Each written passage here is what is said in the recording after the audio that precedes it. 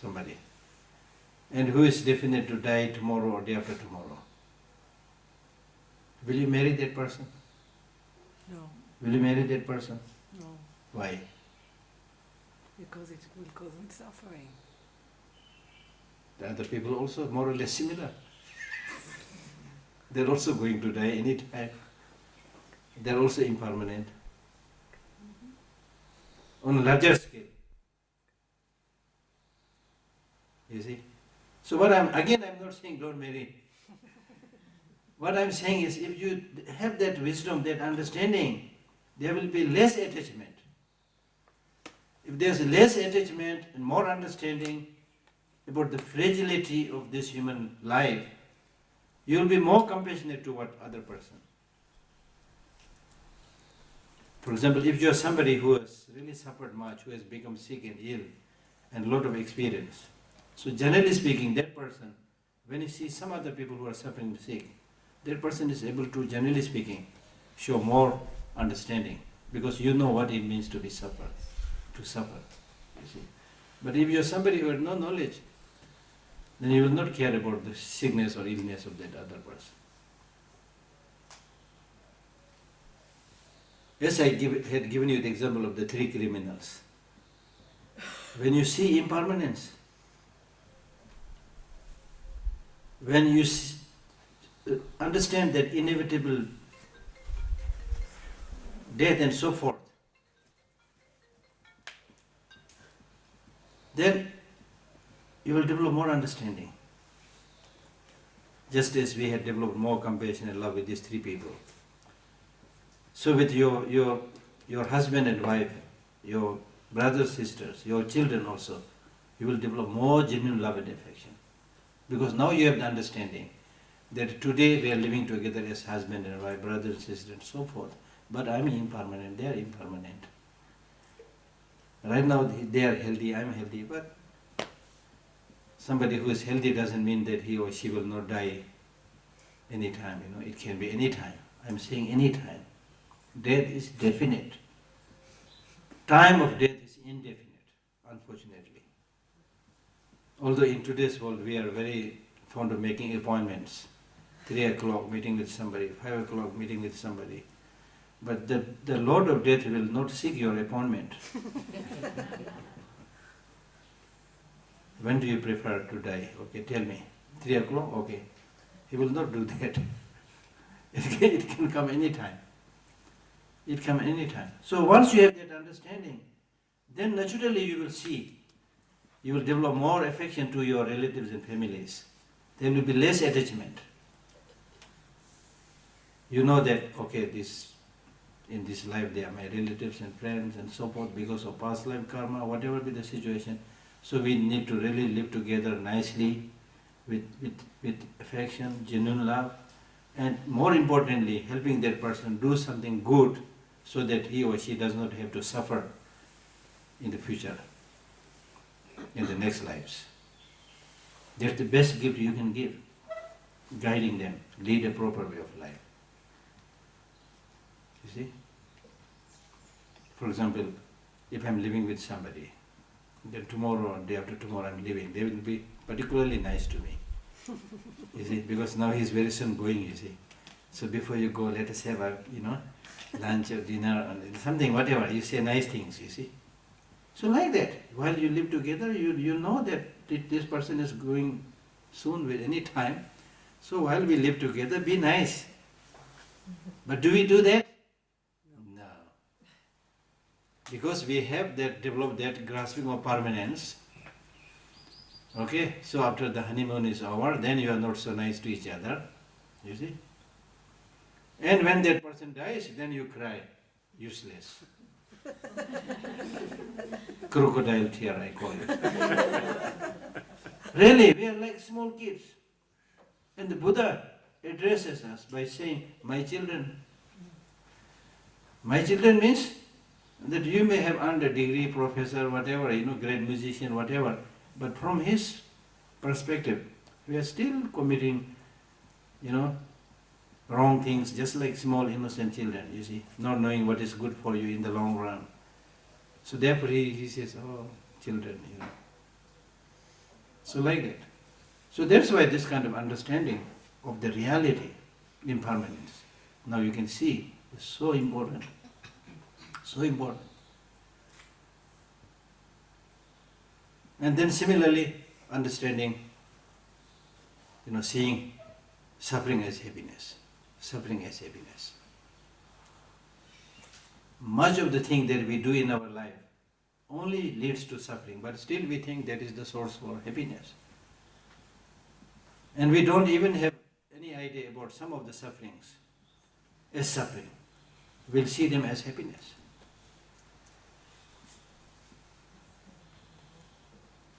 If you are a student of economics, there is an economical term called law of marginal utility.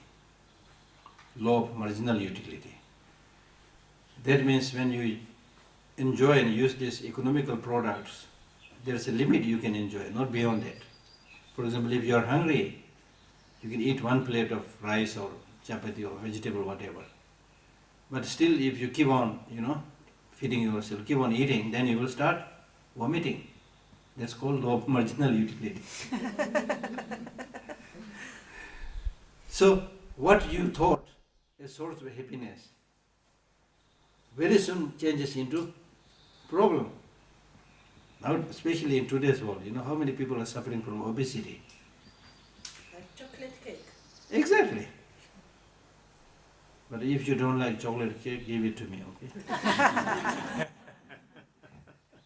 like it, but I'm not that. Exactly. So that's the problem. So we suffer because of that craving for immediate sense gratification or whatever, not knowing the result it is going to give us. Because we see that as source of happiness. But what it will produce is suffering. Then what is impure is pure. Now our body, is it very pure? No, If it is very pure, then we don't have to wash so many times, no, not at all. Yeah, so it's impure. But we don't think it is impure. But we think it's very pure. My body, right? Don't even touch me. Huh?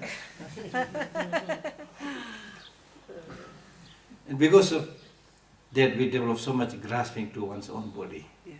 Again, I'm not saying don't take care of your body. Take care.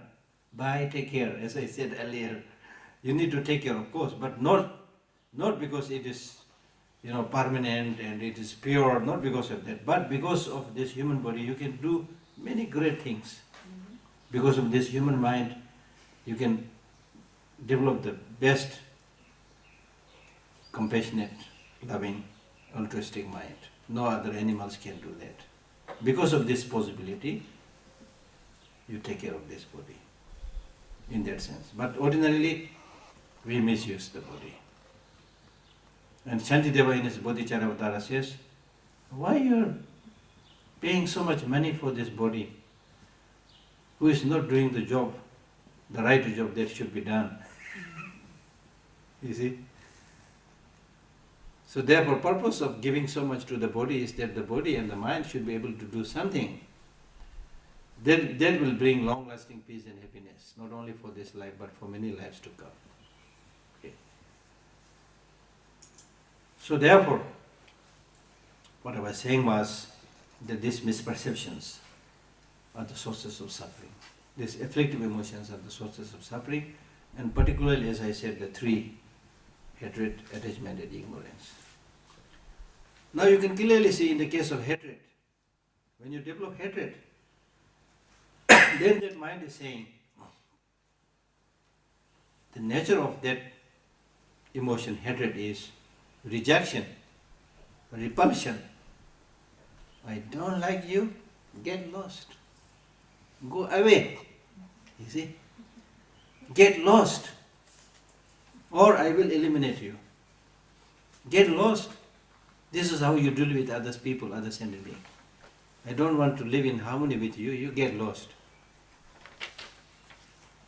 Otherwise, I will kill you, banish you, harm you. So you can easily see that how bad such a negative emotion is. You are not saying let us live together, let us be friends. You are not saying it, but you are saying get lost. rejection, discrimination, or segregation in terms of races, whatever you see, or even in terms of religion. Now today, unfortunately, in the world, there are many people who always say, because I follow this particular religion, that religion is the best in the world. The other religions are wrong. Stupid.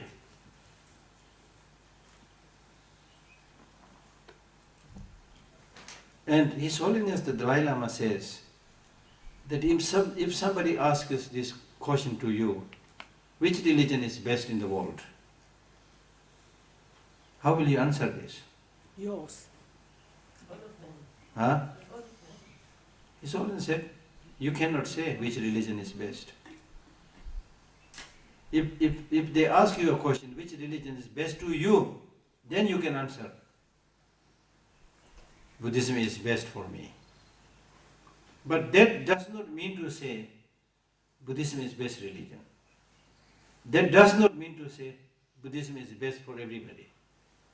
So Buddhism is best for me, Christianity is best for you, Islam is best for you. So different people have different choices. So therefore there is this concept of plurality of religions. And he gives a very beautiful example by saying that to fight in the name of religion is completely out of ignorance and stupidity. And he gives the example by saying, for example, if the family members,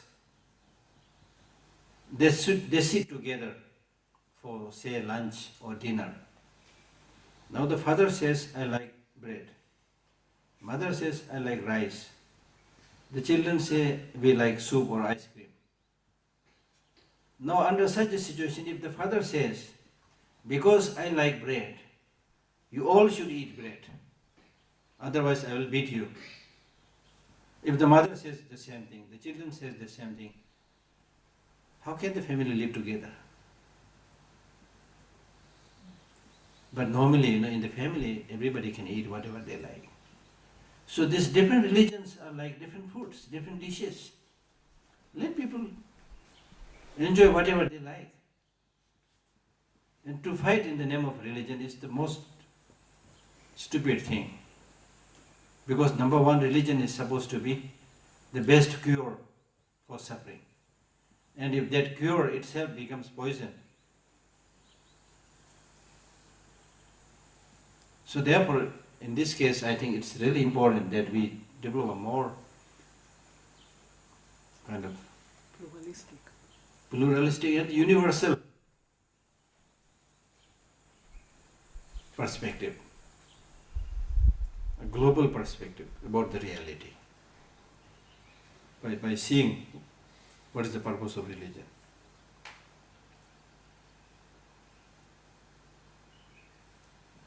Religion is like, in a way, religion is like politics. We say politics, dirty politics. Politics itself is not necessarily dirty, but when the politicians engage in dirty way, then we say politics is dirty. So similarly, religion also will become dirty. Because if the people who practice religion, they become mean and dirty, then religion also dirty. So therefore, the most important thing is, I think, not religion. The most important thing is spirituality. Spirituality means basic good human qualities, which everybody needs. From wherever, whichever country you come from, you need love, you need affection, you need tolerance, you need patience.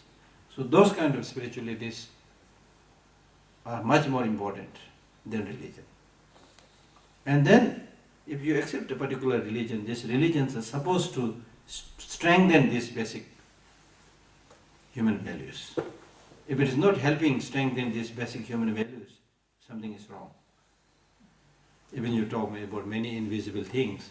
Buddha up in the sky is asking me to do this. God up in the sky is asking me. People are making it up. So in those cases, the best thing is you use your common sense. You see? So the most important thing is the basic human values. Okay? So therefore, in order to develop this basic good human qualities, the most obstructive factor is ignorance, as I said. Now ignorance is of many kinds. One kind of ignorance is just ignorance, means lack of knowledge. So that is normally in Buddhism it is called inborn ignorance. Inborn ignorance. That ignorance is there with you when you were born. So the human beings and animals and birds, we have the same kind of ignorance. Lack of knowledge about many things. So that is called, that is called inborn ignorance. Okay? The second is called artificial ignorance or imagined ignorance, or sometimes I use the word philosophical ignorance. Meaning that you also develop certain ignorance because of study, unfortunately. If you study the wrong teaching, wrong text, wrong philosophy, then you also, your mind will go according to that wrong teaching, wrong philosophy, and you will tend to justify it. Unfortunately, it happens. That is very dangerous, because in addition to your inborn ignorance, you also develop some ignorance based on certain artificial knowledge. That's dangerous, because then when you try to stop that ignorance, then you will come up with some reason. The reason may be artificial, not sound, not logical, but still you will come up with some reason to protect your stand. So that is dangerous. So therefore it is important when you get knowledge or education, it's really, really important to use your human mind carefully, not simply follow out of belief. The Buddha gave this beautiful teaching called Four Reliances. Four Reliances. That means when you listen to somebody, out of the word and the meaning, out of the word and the meaning, out of the person and the teaching, follow more of the teaching than the person. That means do not simply follow somebody because the person is very famous. And normally we have this tendency, if somebody is famous, then everybody comes there, you see, just by the name. I'm not saying don't follow, famous people, but all I'm saying is not follow them simply because they are famous. You go there, attend to his teachings, but the important thing is listen properly to what he is teaching. So therefore, four reliances. That means out of the teaching and the teacher, follow more of the teaching than on the teacher, than on the fame and name of the teacher. And when you follow his teaching, then you should follow more of his meaning of the teaching than the word. The word may be very beautiful, but if there is not much meaning, it's not very useful. So don't just look after the beauty of the word, but go after the meaning, follow the meaning. Second reliance. Third reliance. When it comes to understanding the meaning, follow more of the definitive meaning than the interpretative meaning. Because according to Buddhist teaching, it is said that the Buddha gave different teachings. Some are interpretative, some are definitive. He has to give the interpretative teaching also, because not everybody will understand his ultimate teaching right away. So he has to give a teaching to a level that people can understand, which may be not the ultimate, not the definitive. So at the end of the day, out of these two teachings, you should follow the definitive teaching than the interpretative teaching. Now that is the third reliance. And then the fourth reliance is that when it comes to understanding the definitive meaning of the teaching, follow more of the wisdom mind, rather than the grosser level of consciousness. Okay? Not just the grosser mind, but try to use the subtle wisdom mind to precisely understand the meaning of the ultimate teaching. So through this way, what he's saying is that you should always use your mind and common sense and judge. And in fact, one very beautiful teaching that the Buddha gave was, he said, O bhikshus and scholars, just as the goldsmith judges the gold by cutting, rubbing, and putting under the fire, similarly, well examine and judge my words and accept them, and not because you respect me. So Buddha had kind of confidence in his teaching, saying that you analyze it, you judge it properly, not hurriedly. And then after that, if you find that my teaching is not realistic, not proper, not reasonable, you have every right to deny it. There's no need for you to follow. Just like the goldsmith, who when he sees the purity of the gold, he has to do several tests, rub the gold, cut the gold, put it under the fire. After all these examinations, if you find that the gold is still gold, then of course you accept it and then you value it, regard it highly. So similarly, when it comes to understanding my teaching, you should also undertake these three processes of practice. The three processes: one, without just listening to others, you should see, you should yourself see, study, hear the teaching on those areas of teaching which you can directly understand. Use your common sense and understand that. Then there may be a second level of teaching which you cannot directly perceive with your eye or with your ear. So there you should again use your reason, inferential cognition, use your reason and find the truth of it. There may be a third level of teaching or third level of reality of nature which you cannot directly see, which you cannot caution or reason out.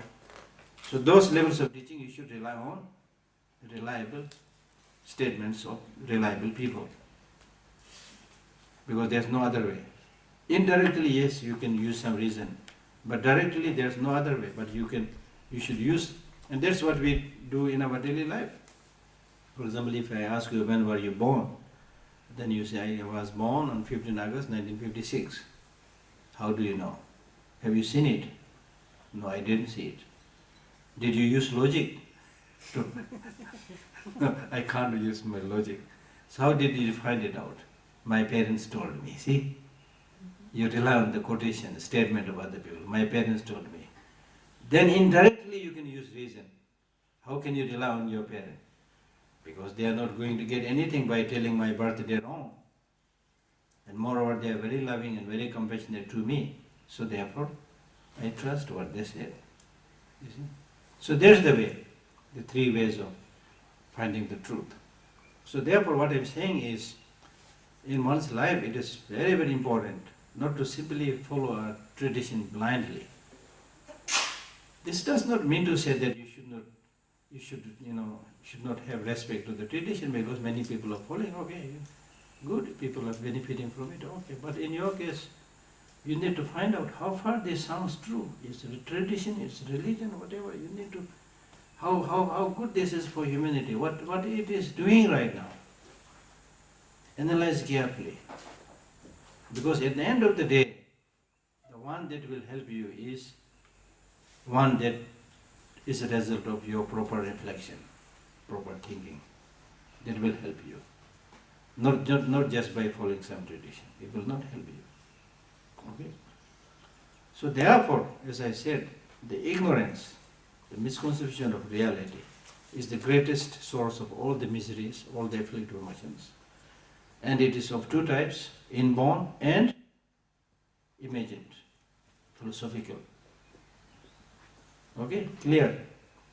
So now, out of all kinds of ignorances, the most destructive ignorance is called ignorance of seeing things as having independent existence.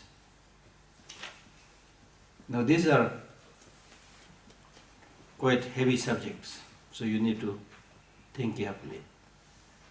There are so many different types of ignorance, but the most destructive ignorance is the ignorance where you see everything as having independent existence. Clear? Now here you need to know things exist. Things exist, yes?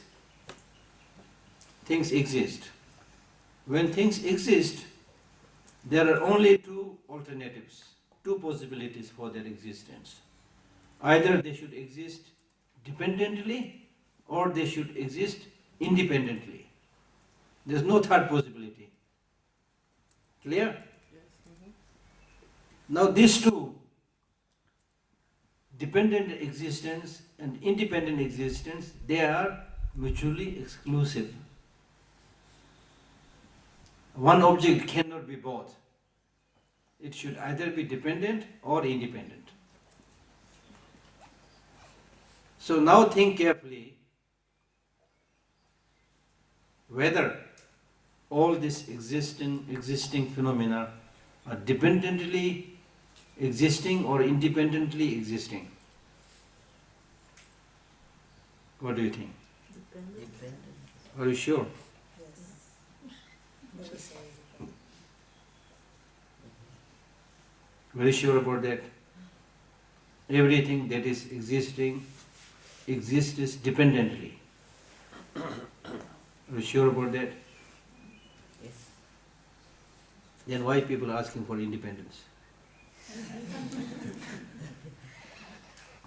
Because you cannot be independent. You can never be independent. You will have to depend on others.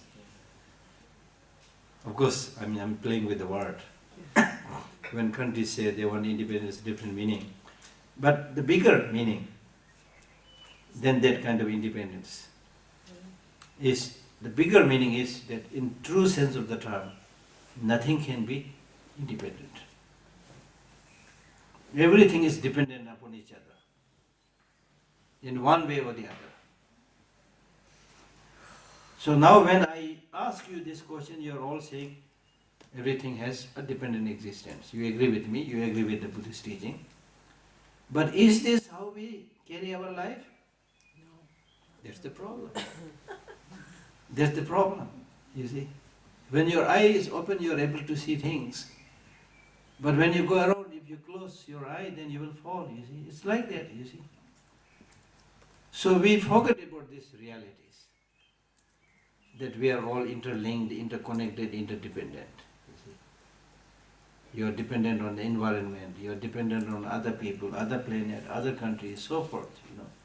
So once you understand this dependence on a larger scale, then you will find that you are just small part and fraction of that big thing on which you are dependent.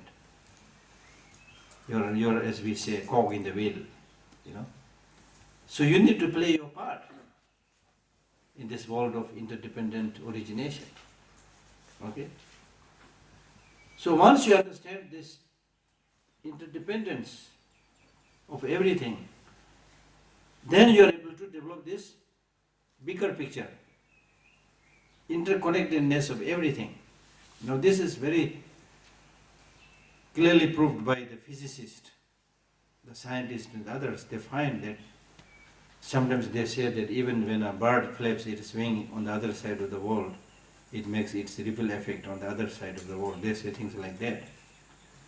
But whatever be the case, we do know that our very survival is in one way or the other dependent on so many causes and conditions. So therefore the Buddhist teaching says that whatever you experience, your experience of happiness and suffering do not come from just one cause and one condition. It comes from multiplicity of causes and conditions. Wide variety of causes and conditions. And this is very helpful. Particularly when you encounter some suffering. So normally we have this tendency that when you get some suffering, then you tend to pinpoint your finger to just one object. he is responsible for my suffering. She is responsible for my suffering. Only one. But the Buddhist teachings say